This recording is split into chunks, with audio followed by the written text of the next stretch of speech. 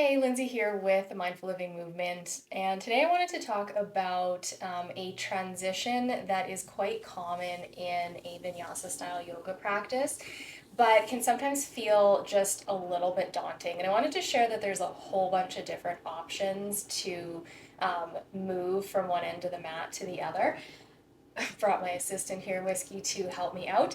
So in a vinyasa, when we are cycling through what we call a vinyasa or completing the sun salutations, we are often coming from excuse me, miss.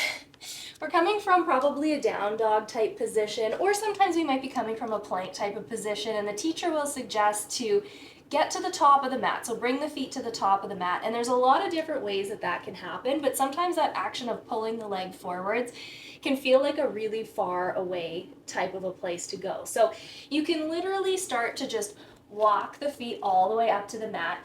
You could even come all the way up to standing if you wanted to. Come up to standing and walk yourself to the top of your mat. So keeping it really simple, it doesn't have to be complicated. Another few options that you're going to hear your teacher suggest sometime is maybe tippy toe. So this would be where we're working on some hamstring extension. I like to suggest walking the hands all the way off the mat until the feet land. That's a really common one, and then you end up in your forward fold at the top of the mat. A more playful option, which is a fun one. Excuse me, miss. Perks of doing yoga at home.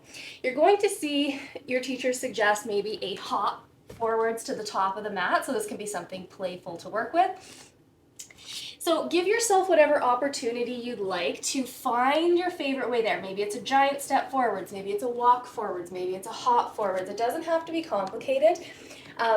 I usually just simply say find your favorite way to the top of the mat rather than step forwards, hop forwards, tippy toe forwards, because we all move through our practice in our own way. And if this does feel like a bit of a barrier, taking that foot from the back of the mat all the way to the front of the mat in one fell swoop, or those hops are feeling a little bit too big right out of the gate, just stand up, walk to the top of the mat, or take some smaller steps to get you to the top of the mat. It doesn't matter how you get there, how you complete that. Just find your way and know that you can play around and bounce around in between them within even one practice. Maybe you want to take a few hops, maybe you want to take a few steps, maybe you want to work on those hamstrings and go for some tippy toes on your way to the top of the mat. Have fun with it and use this to get to explore how your body likes to move throughout your practice and find some different ways to get the mind creatively moving through your flow. If you have any questions or maybe a favorite way that I didn't suggest, throw them in the comments. Until next time, I hope you have a beautiful day.